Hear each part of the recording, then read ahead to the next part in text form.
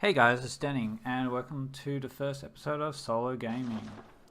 So on this channel I will be playing games that I'm interested in, talking about games I'm interested in, talking about games in general, and just having a good time. So today's game, it's Bloodborne. So I'm starting a new character. When you start a new character you get to choose what sort of basic stats you want. So I have chosen just a rounded one. I think it's called Milk Toast. I'm pronouncing it wrong. The beginning of this game is quite interesting because that wolf is really random. He can chase you or he can give up on you straight away. So I've gotten unlucky. You start off the game with no weapon. You'll be transported to the Hunter's Dream if you die, or you can walk there, as I'm attempting to.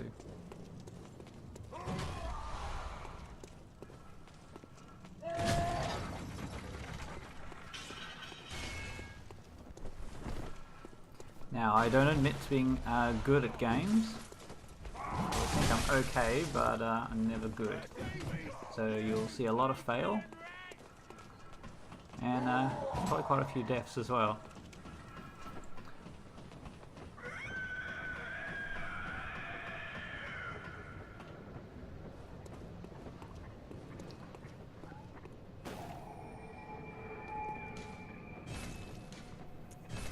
Bloodborne is the latest game from Software, a Japanese company that I like the game style from. In it they create dungeon crawler hack and slash games. They're really tough. I like that. I like a good challenge. I miss gaming in the old days, you know, where we used to have 3 lives and then after that you get maybe 1 continue, and at the end of that, sorry, you've reset, you're back to ground zero, you're starting again.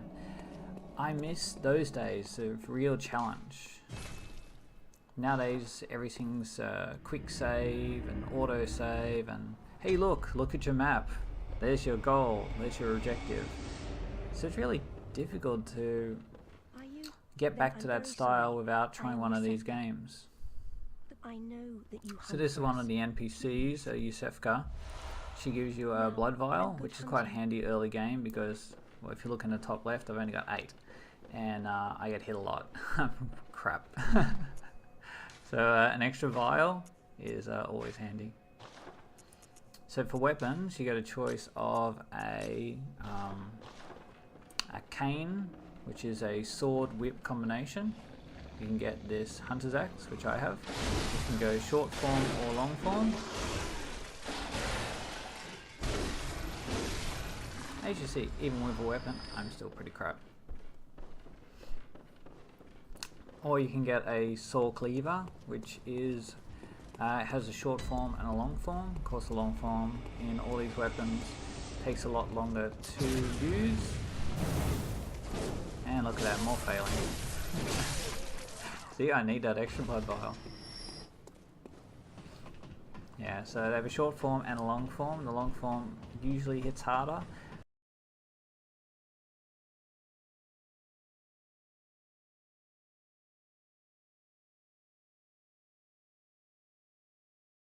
You at that time. And there we go, pop some more blood vials.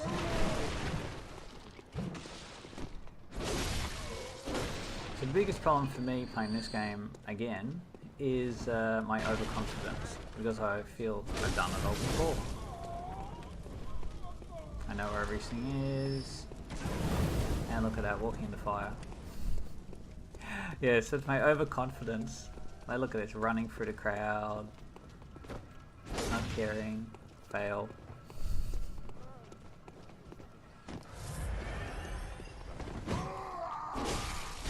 Yeah, I think it's my overconfidence that gets me killed more often than not, because being a starting character you are extremely weak. 1 to 2 hits, you're dead.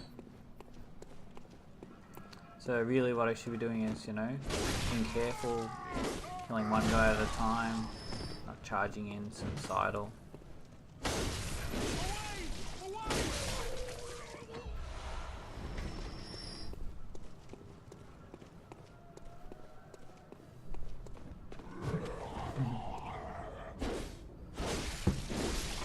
I always love the little jumps that this game will give you. Like that guy just pops out of nowhere.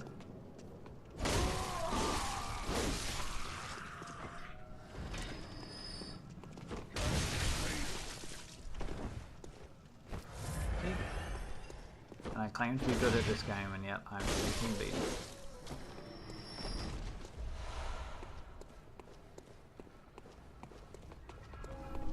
And there's the overconfidence again, running through a crowd of people. But yeah, I love this game because the flexibility. You can choose any playstyle you like. If you like spears or dexterity style, fast attacks, strength fields, you can customize your character any way you want.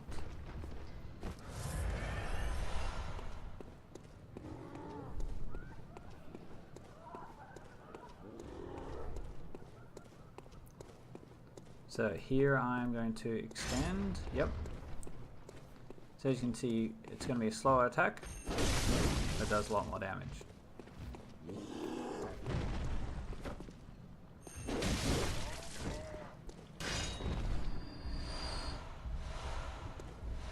Here you pick up a torch, which 99% of the game you will not notice, but some rooms are really dark, so it's nice to have a torch around. And tricky if you are playing this for the first time, if you do not kill that large guy, once you go up that staircase there, that guy will start following you. Which can be a bit of a trap if you don't go for that item and instead go straight up the next ramp, because there are enemies up there, so you'll get sandwiched between the two. So this section here can be quite tough.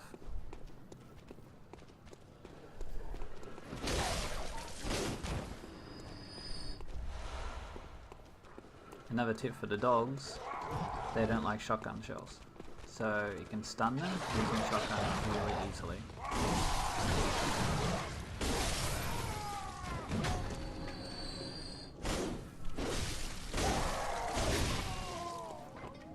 So yeah, right now that big guy would be coming from behind, sandwich, death. So it pays to often take your time in this game instead of being so confident and rushing through it. So as you can see, there are two kinds of items that you're going to be using all the time. The blood vials to heal yourself, and the quicksilver bullets. Today, ammo for your shotgun, which you can use to either damage enemies, so only slightly, or you can use it to stun them. And if you time that stun at the right time, you can get a riposte, or just a more damaging attack. Often that's the way to defeat harder enemies. There's where we were before, at that square, where I ran through in an overconfident fashion. These bloodstone shards are used for upgrading weapons. So each level you upgrade your weapon, it becomes stronger. And the requirements is higher each time. So starting off you'd have 3 bloodstones, then 5 bloodstones, then 8 bloodstones. So to upgrade it to +3, you would need 16 bloodstones. Now these guys can be quite a challenge, they hit hard, but as you can see I'm trying to stun them and failing. And I give up. Standard me. But they're great for blood vials. If you are good, you can stun them. There we go, got a stun, and there's the cost. Yeah, as you can see, a lot more damage if you can time it. Those guys with the spears hit a lot faster than the other guys with the kind of like bent axes.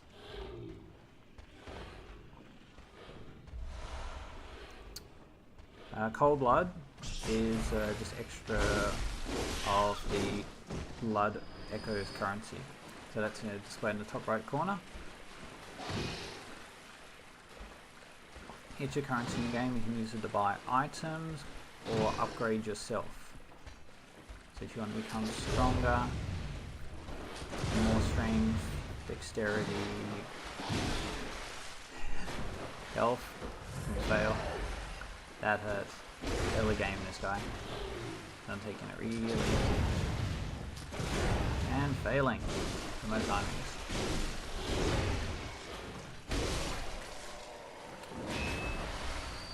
For this item over here, it is the first armor you'll get. So if you look at the left figure, 20 to 50, as you can see, it's going higher and higher, so you're getting better armor. So this almost doubles your armor early game. Very beneficial to have. You could also buy a similar armor from the vendor back at your home camp, but this one's free, so why not?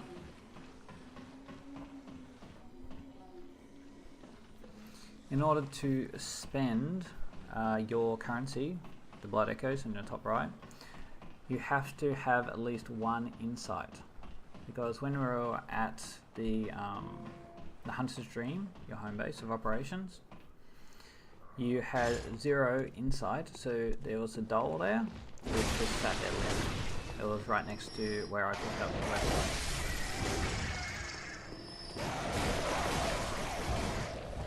So when you have 1 insight, you'll be able to see the doll is actually alive. I am failing. You'd think that the longer range of my axe would help, but I still fail. And Madman's Knowledge. So this is a consumable. When you consume it, you get 1 insight. There are other ways to get insight, otherwise than using Madman's Knowledge. You could see a boss and then just escape. So when you first see a boss, you get 1 insight.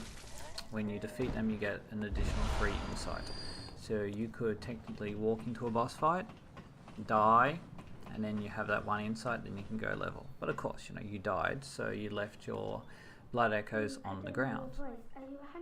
So the best way is if you have a, of course, consumable, Madman's Knowledge, or you could go into the boss fight and then go out of it, teleport out, still being alive, using a, I forget the name of the item now. It's an item that teleports you out.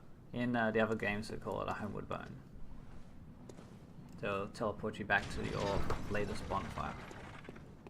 The girl there, she gives you an item, which is great against the second boss of the game, Fighter Gascoigne. So what it does is it plays music that reminds him of his child that he's abandoned and his wife that's lost, and it will stun him, or make him remember his humanity. You can't, of course, spam it because each time the stun is less. So I'm back to that square where the big guy was, and I got that torch item. There's actually a gap over here, you can jump down. So this opens up a different pathway, which actually can lead to the bonfire. If you go around to the left side, and go down here. See that shotgun I was mentioning before? Great for dogs. Stuns them. Because their attacks will always be quicker than yours. Especially when you got a slower, harder hitting weapon like that.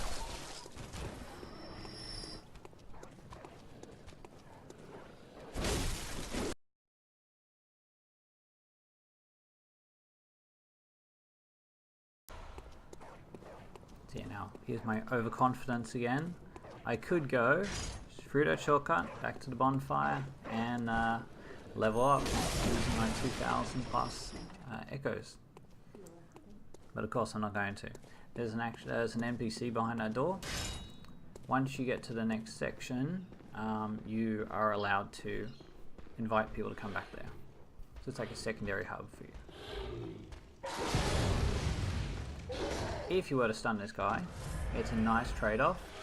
He's by himself, so it'd be 1 bullet to usually 1 or 2 blood vials, because these guys drop blood vials quite easily. See, you got 2 blood vials. So it could be a trade-off in that scenario. That's why I always like that. There's a shortcut over here. But as we're coming up to the 15-minute mark, this is the end of the first episode. So if you'd like to see more, or see different styles, leave some comments, and let's see if I fall down here. We'll find out next episode.